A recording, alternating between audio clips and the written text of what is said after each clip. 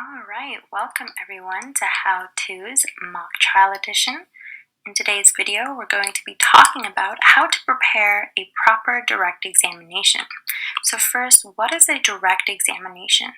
The direct examination is a series of questions that the lawyer or counsel asks a witness on their side. So as a lawyer, your responsibility is to paint a narrative depending on which side you're on. If you're on Crown, you want to paint the defendant as guilty, and if you're on defense, you want to paint the defendant as not guilty.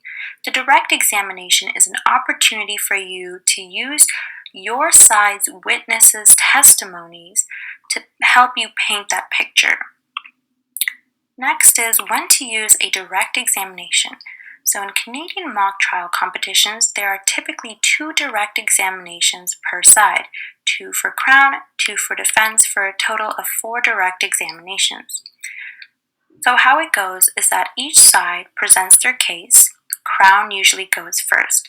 The first direct examination of a side follows the opening statement, and the second direct examination of that side typically follows the cross-examination of the first witness.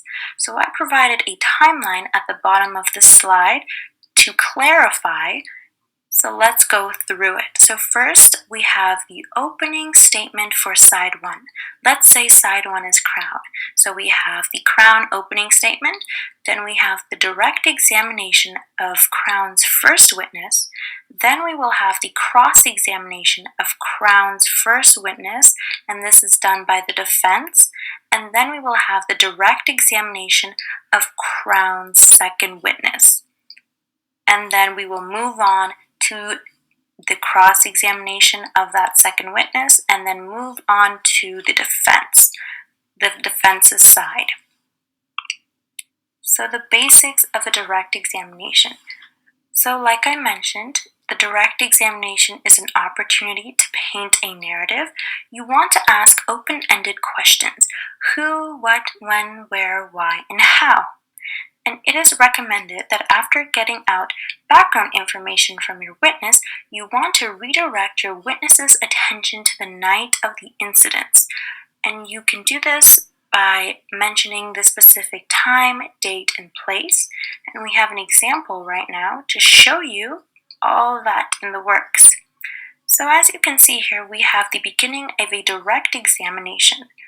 So we first have the counsel saying, "Good afternoon, Mr. Doe, let's get right into it. Can you tell me a little bit about yourself?" So you can see that the lawyer here is just bringing up the background information. The witness says a little bit about himself, how he's a student, how he's interested in pursuing a law degree, and he's been studying hard these past few semesters.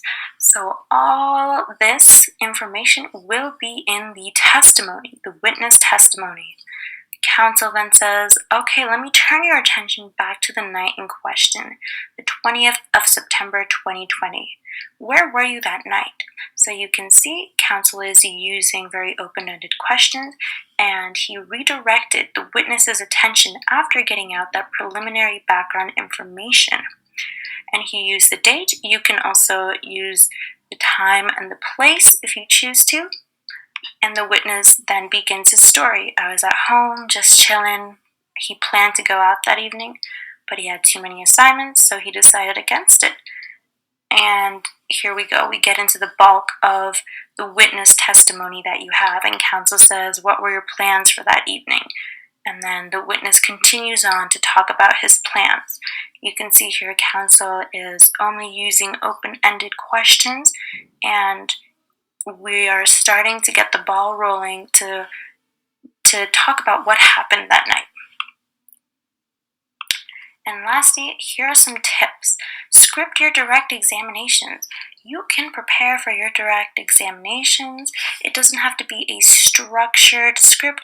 It could just be the question and a few bullet points to guide your witness, but make sure to collaborate with your witness if you are a lawyer, or if you are a witness, collaborate with your lawyer so that you can have a cohesive narrative.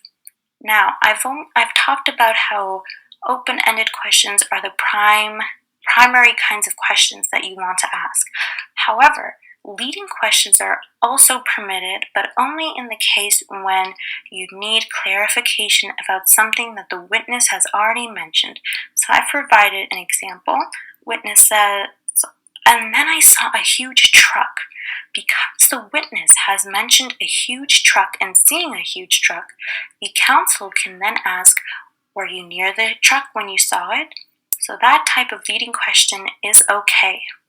Don't overuse what happened next. Consider using other phrases like continue or proceed. Let your witnesses talk. Do not interrupt them. There shouldn't be a need to interrupt them, especially if you have a script, but let them say their testimony as you scripted it. And witnesses, it's your time to act. That means that you have to get into your role and portray your witness in a way that is helpful to your side.